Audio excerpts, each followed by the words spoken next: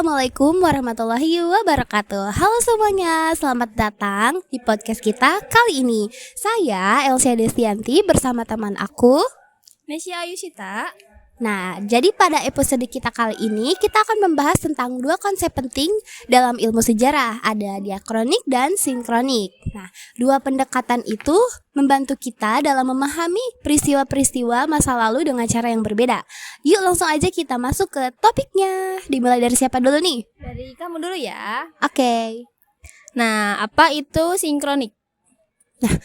Sinkronik, menurut aku, sinkronik itu pendekatan sinkronik menekankan pada suatu periode atau waktu tertentu tanpa melihat bagaimana suatu peristiwa berkembang dari masa ke masa. Gitu. Dengan kata lain, kita fokus pada gambaran statis dan sebuah fenomena dalam satu titik waktu gitu.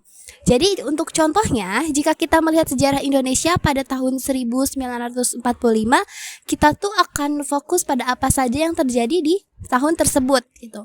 Contohnya kayak di proklamasi kemerdekaan, peristiwa-peristiwa besarnya. Nah, jadi di sinkronik itu kita tidak akan membahas bagaimana kondisi sebelum dan setelahnya. Jadi tetapi kita tuh akan fokus pada kejadian itu saja gitu pada masa tersebut, ya kan, gak akan membahas bagaimana kondisi sebelum dan setelahnya begitu. Silakan, apalagi? Kapan menggunakan sinkronik?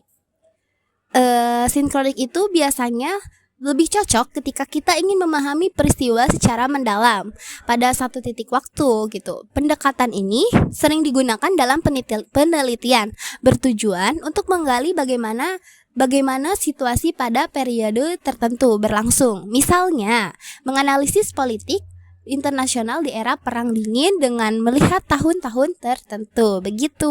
Ada lagi? Nah, sekarang contoh aplikasi dalam kehidupan sehari-hari. Oke, contoh aplikasi dalam kehidupan sehari-hari menurut aku. Jadi, jika kita ingin mengetahui bagaimana kinerja perusahaan pada kuartal terakhir, kita akan menggunakan pendekatan sinkronik untuk melihat hasil penjualan dan kondisi keuangan pada waktu itu juga gitu. Nah, tadi kan kamu udah nanya-nanya nih ke aku. Sekarang giliran aku yang nanya ke kamu ya.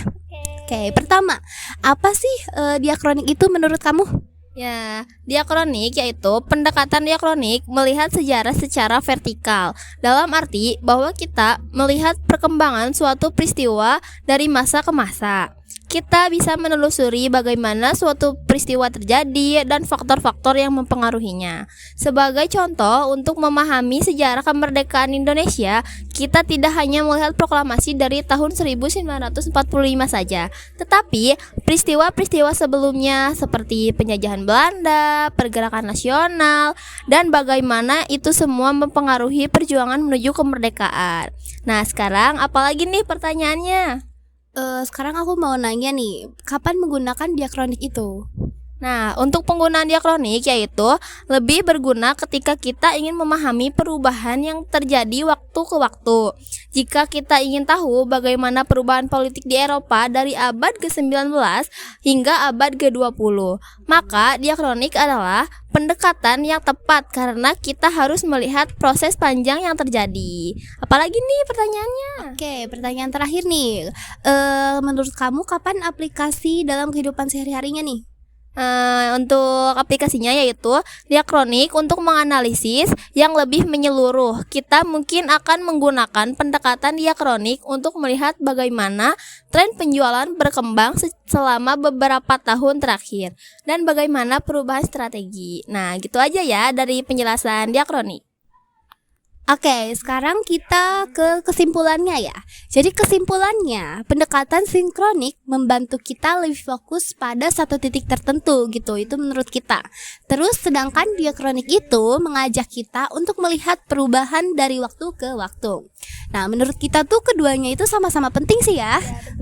Jadi tergantung pada konteks dan tujuannya masing-masing aja gitu. Oke, sekian podcast kita kali ini. Semoga apa yang kita sampaikan dapat bermanfaat untuk kita semua. Bye-bye semuanya. Assalamualaikum warahmatullahi wabarakatuh.